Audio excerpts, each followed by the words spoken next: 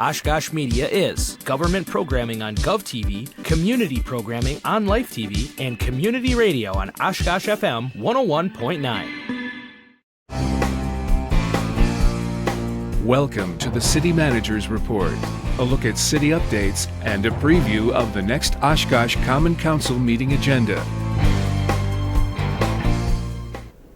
And thanks for watching another edition of the City Manager's Report. I'm Andy Radig, and in a moment we'll be joined by Oshkosh City Manager Mark Roloff. In the first half of today's show, we'll bring you up to date on some municipal news updates, including some items from city departments and a look at what's important for local residents to be aware of. In the second half of the show, we'll highlight some items from the upcoming Tuesday, January 25th Oshkosh Common Council meeting agenda. And with that, we bring in City Manager Mark Roloff. And Mark, thanks for being here today. Great to be here, Andy. All right. Well, we have a lot of material to talk about today. And first off, we'll take a look at the Clearwell project over at the water filtration plant. And if you could give us an update on the status of this. Sure. Well, the council had a workshop most recently at the last council meeting, and there have been several workshops and listening sessions and that we've been having. And we've also been seeking input and getting a lot of input and feedback from people with a lot of questions. This is just a little depiction of what we're looking at, but the real challenge is that we have a very small campus. Right. Compared to other communities. This is one of the smallest campuses I've ever seen for a water filtration plant for a community of our size. And of course, they're 60 to over 100 years old. And the real reason we're looking at replacing these is because the DNR, the Department of Natural Resources, has determined that because our clear wells are below the water level of Lake Winnebago, they should be replaced. So unfortunately, the options that are available for above ground are very limited, and they're rather obtrusive in terms of people being able to view the water. These are a couple of renderings to give an idea. These are certainly not final renderings. These are just more conceptual designs that they've been working on. But there are a few people that are still opposed to the location of these clear wells. We've tried to explain why it's necessary to have them on this site and necessary to have them at this location on the site as part of the overall treatment process. What we're trying to do is be the most cost-effective we can for our residents who ultimately pay that as ratepayers. So that's a real challenge. With that very limited campus, it does limit our options. And because of the cost issues, we have a fiduciary responsibility to all the ratepayers, regardless of who they are, to take care of that. At the last meeting, it was shown that one of the options that was asked about by residents who live in that immediate vicinity was that we could lower the level of the tanks by about 11, 12 feet or so, but it would cost us about $4.5 million more.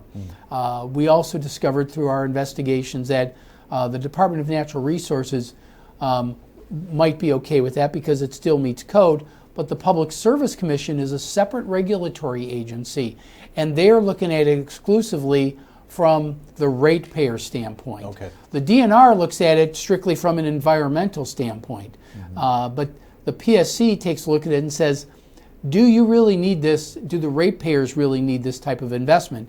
And that's kind of where we're at a little bit of a challenge because for this other option, it's going to cost us about $4.5 million more. It's roughly about $30 million plus or minus for the higher rise tanks, and for the lower rise tanks, it's about $34.5 million. So that $4.5 million, who will end up paying for that? Now it's always us regardless, but the Public Service Commission is going to look at it and say the ratepayer shouldn't have to pay for that. So that would be going to the general city taxpayers. And so that's a fairness issue, an equity issue about who should be paying for that. So that's the real challenge. So we presented all this information to the council, and they're going to be absorbing it. We're still getting a lot of input, of course, but we certainly have to make a decision, and I think we're trying to give council all the information they need to make this decision. And there was a public hearing that was scheduled by the Public Service Corporation, Public Service Commission. Thank you. Yeah. And they're not having that in March. Yeah, they observed the tape of our council meeting and saw what was going on, and they felt that they're satisfied with the city's public outreach efforts. Okay. Now, some people may not be satisfied with that because they don't agree with what staff's recommending, and they're entitled to their opinion. Public Service Commission is looking at it. Has the public had a chance to weigh in on these issues? And they have. Mm-hmm. So they're not going to require a hearing because it was really for that purpose only. Okay. So we're still taking comments, and right. We're putting questions and answers on our city's website. I believe that's under our hot topics part of the website. Mm-hmm. And we're still taking public comments. I believe our email is dpw@ci.oshkosh.wi.us, so you can get that information there. Mm-hmm. And then we also saw the value, and the Public Service Commission saw the value of creating a citizens committee to take a look at the various issues, both from an aesthetic standpoint, which they recognize as something that's important to our community, but they also want the ratepayers to weigh in on that. So they suggested a variety of cross-section of people to do that. So we're going to be recommending that, presenting that at the February 8th council meeting, and certainly we'll be taking more public input at that time, and then recommending that we continue to pursue the next phase, but get input about what can be done on the very limited campus in way of aesthetics, how we can design the tanks, and then also after that, later on in the design process, get off of campus and what can we do on the exterior of the plant that's not limited by the size of our campus. Are there any things we can do to minimize this impact? Mm-hmm. Okay. Well, it's a lot to analyze, and we'll keep everyone up to date as things develop. All right. We have another item. Some city crews will be going out into residential neighborhoods to do some inspections, getting a new inventory of what the water service lines are and things like that.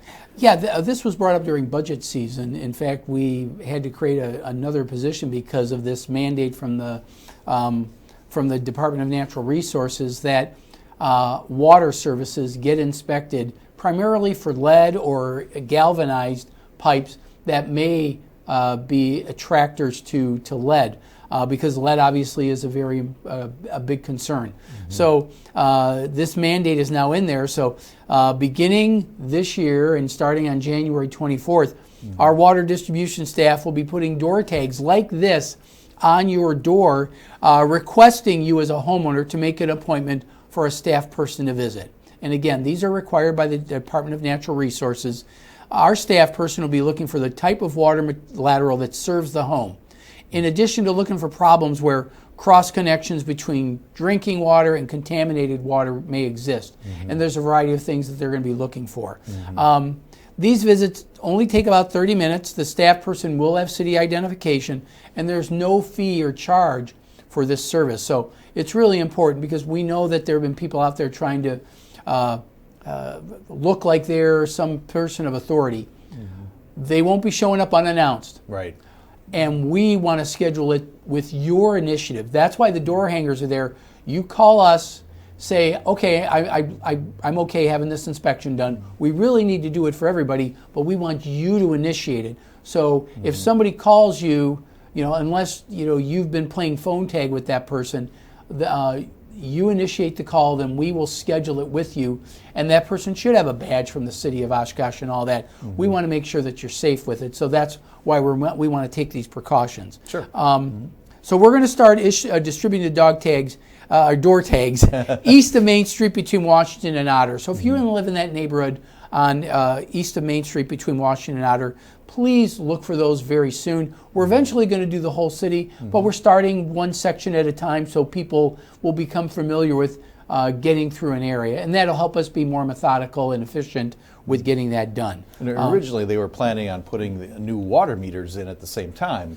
Yeah, that was the plan because we are scheduled to get those, but you've probably heard this enough to just go crazy, but due to supply chain issues, we don't have all these water meters out yet. So they're on back order. They'll be installed at a future date. And homeowners will be notified about that. But for now, we're really just wanting to get started on checking out your water lateral. Make sure it's safe for you, because this is about your safety, and we want to make sure that you don't have any contaminants getting into the water that you drink. Right. It's really kind of a safety check also. It absolutely is. So again, that's another hot topic on our city's website, so please look for that on our website. Okay. Thanks for that update. All right. We also have been talking a lot recently about the day-by-day warming shelter, and I know that a lot of folks are working together on this project, really to solve this issue. And can you give us an update? Sure. Well, at the last council meeting, the council did approve the city purchasing a site which we would in turn sell to day-by-day shelter. But that's all subject to a lot of stuff that's going on, particularly their fundraising efforts. And I've been sitting in meetings recently with folks from the Oshkosh Area Community Foundation who do a large part of fundraising for all the nonprofits in the area, and in this case including the Day-by-Day Warming Shelter. Day-by-Day does their own fundraising, but they really, a lot of nonprofits rely on the Community Foundation. Community Foundation has a concern about that location. I don't necessarily agree with that, but I certainly respect the integrity and the knowledge that the Community Foundation has. Bill Wyman is the executive director of the Oshkosh Area Community Foundation, and he is a lifelong resident of our city, cares deeply about our community, and he knows about fundraising, and I think he is concerned that the fundraising efforts could be hindered by this location. And that part I do respect, and so the council has approved it because Day-by-Day needs a location, but the Community Foundation thinks that they can help them find a site that would be more beneficial to their fundraising efforts. And I certainly want to help with that idea. This is a rendering of what the site would look like. And I want to assure people this is not an intimidating site. It's not going to be looking bad for wherever we locate it. But we do need a location year-round for our homeless population, because it's not just giving them they call it a hot and a cot, hot meal and a bed for the night, but it's continuing service to get them out of the cycle of homelessness. And the Day-by-Day shelter recognizes that, and so does the Community Foundation. The Community Foundation has been supporting other initiatives throughout our community. We've talked about this, the COTS project, where people who are getting their act together and getting assistance to move to the next step towards housing independence. Community Foundations put a lot of time, resources, and resources means money. They've been putting their money where their mouth is, so they've been leaders in this initiative, and they want to help Day-by-Day. So we got to find a good location. So they're going to continue fundraising. They're going to continue working together to look at alternative sites.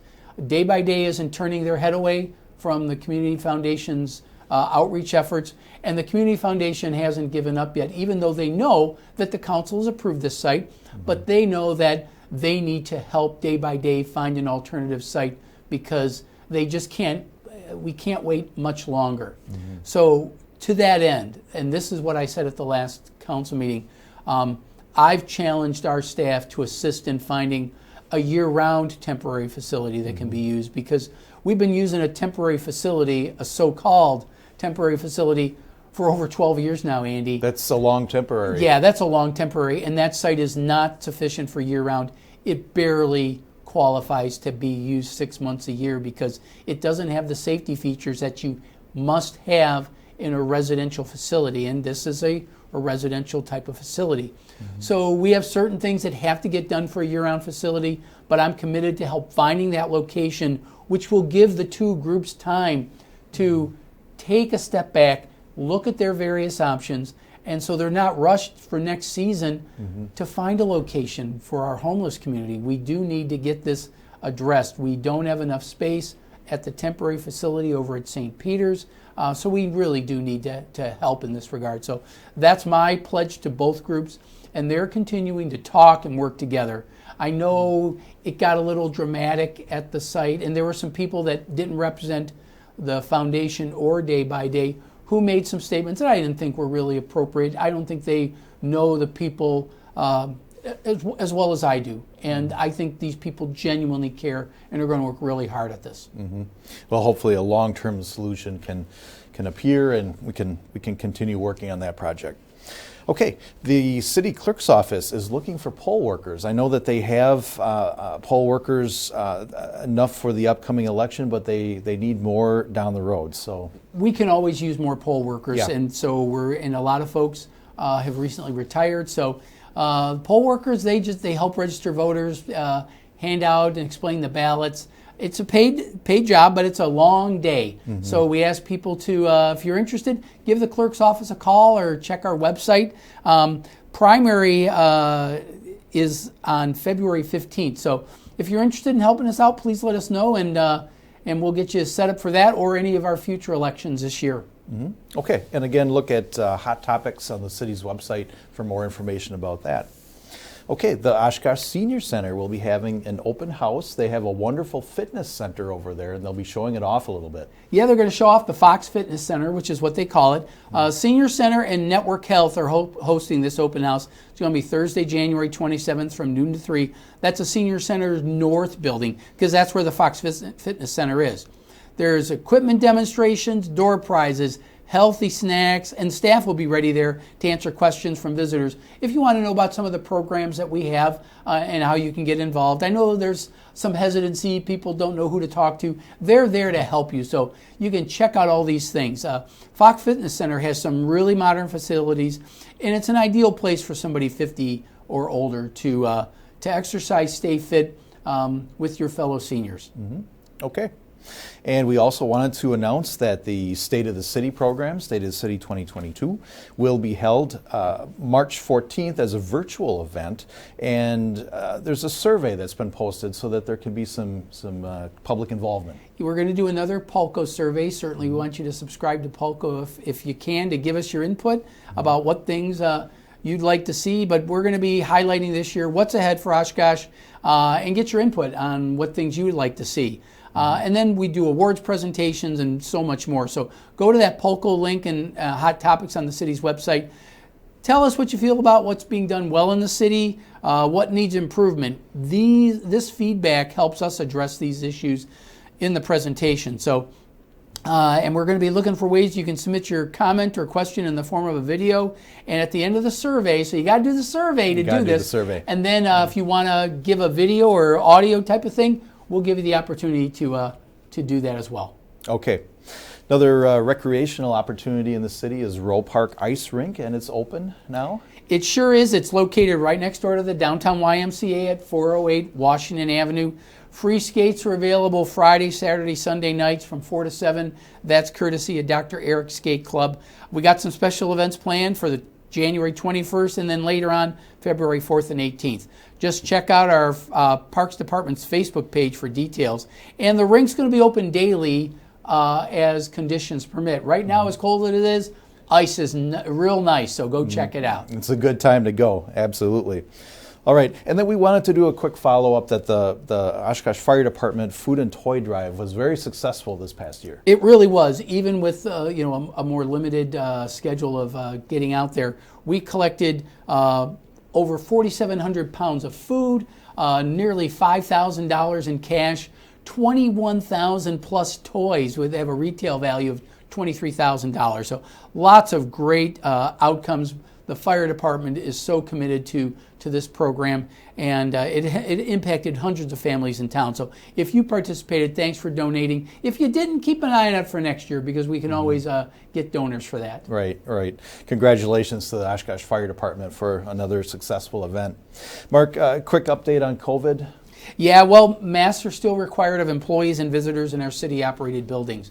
I just took a look at the numbers today. The numbers are well in excess of the critically high level yet still. So we're going to continue our mask mandate in our buildings through February, and we'll keep you posted and reevaluate that as time permits. But the county still offers vaccines. Check out wcvaccine.org for your local vaccination and booster shot information, and we will give you transportation via Go Transit to the vaccination sites. And continue to wear masks and follow all the guidelines. I know things have changed, but stay safe, because the rate of infection is increasing daily. Okay. All right. Well, Mark, thanks for those updates. And it's time for us to take a short break. Stay with us for some highlights from the upcoming Tuesday, January 25th Oshkosh Common Council meeting agenda. And you're watching the City Manager's Report.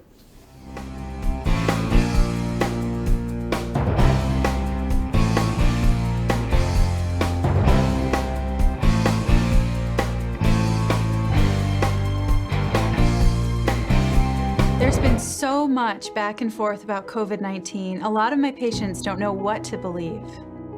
So as a Wisconsin doctor, I give them the facts. Unlike COVID-19, the vaccines show no evidence of serious long-term side effects. Getting vaccinated is safe and important. And now that there's an FDA-approved vaccine, there's really no reason to wait. Ask your family doctor what they think.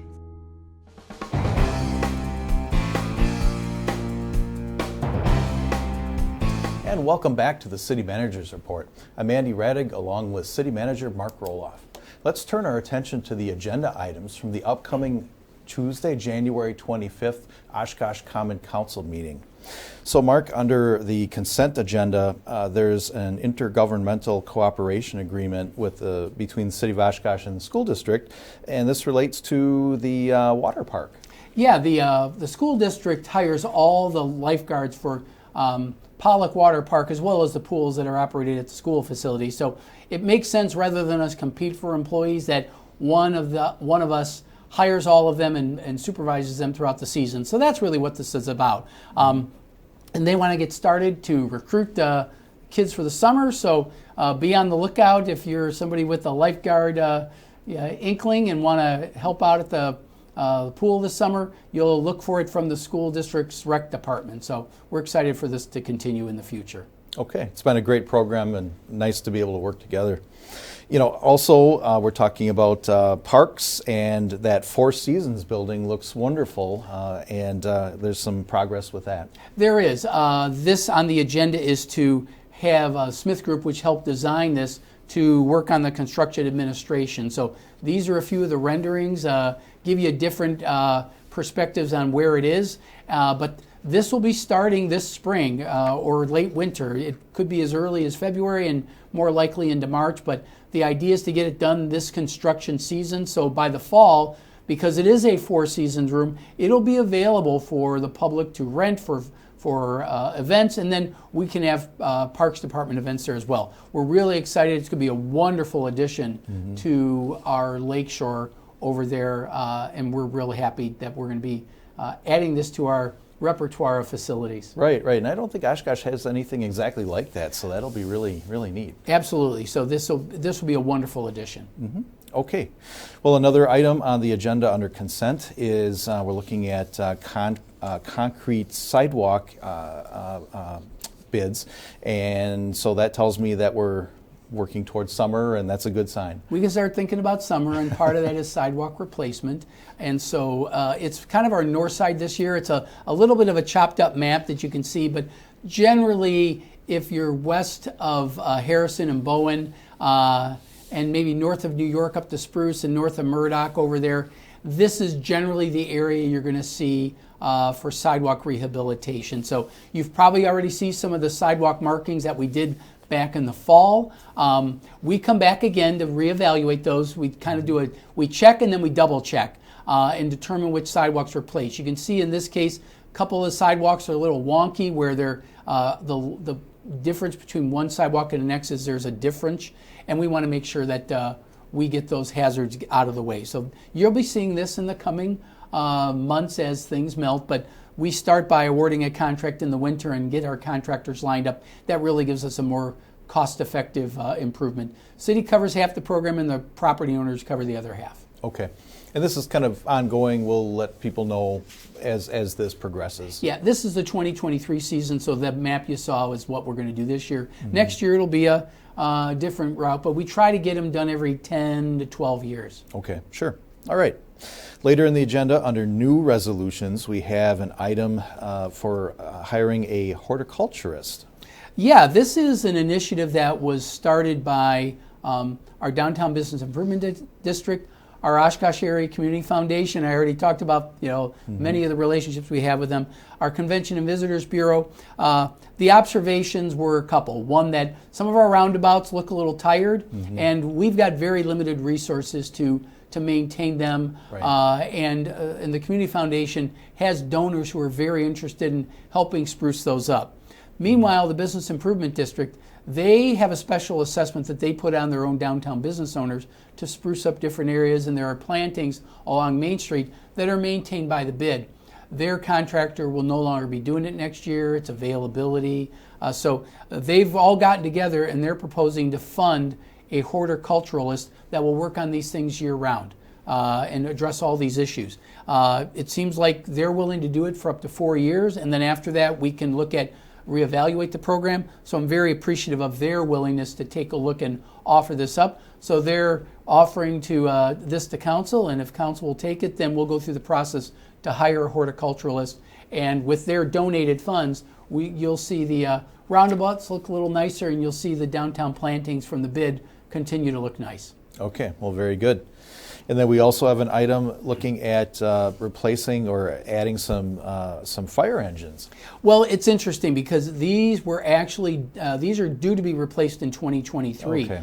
But in our discussions with our friends at Pierce Manufacturing, we got a great relationship because Oshkosh Corp owned. We have a great relationship, but we have 2 trucks due to be replaced in 2023, and we're told based on demand for vehicles and the slow process to get parts, that it'll take us 18 months to get these done. So if we want them delivered in 2023, we really need to order them now. So we're asking council permission to get a jump on that. We don't have to pay for them until 2023. So financially, we're not out the money early or anything, but this will get us in line so that we can get our trucks in the latter half of 2023, even if we order them now. So we think it's a wise move, and we want to see if council will go along with that. And we're locking in a price now?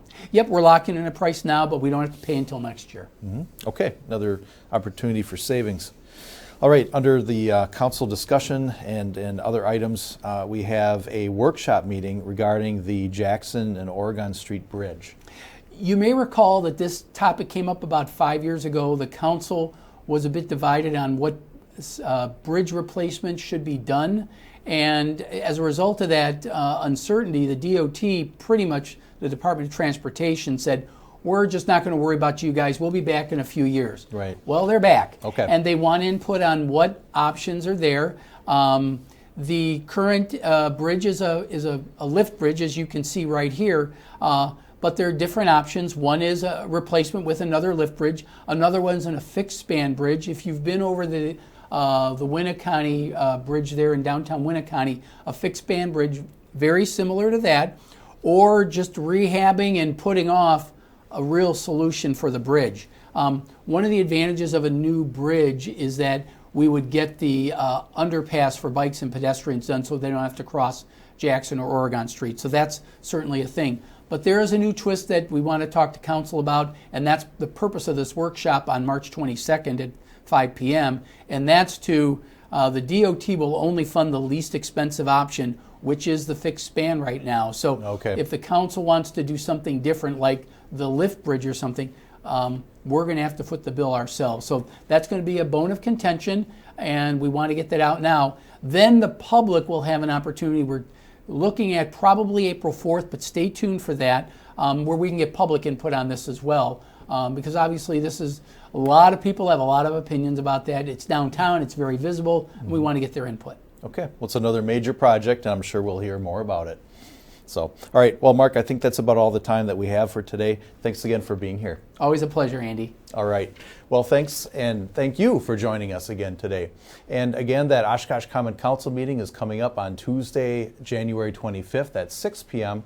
That is in person at City Hall with the option for remote participation by the public. You can watch it live on GovTV, which is Spectrum Channel 10, UVerse Channel 99, and streaming on YouTube and OshkoshMedia.org. Or you can always listen to it on the radio. That's Oshkosh FM 101.9, which is also online and on the TuneIn Radio app for phones and tablets. You can also use your favorite streaming device, Roku, Amazon Fire TV, Apple TV. Just search for the Oshkosh Media app and you can watch on that device. Join us again in 2 weeks for another City Managers Report. Thanks for watching.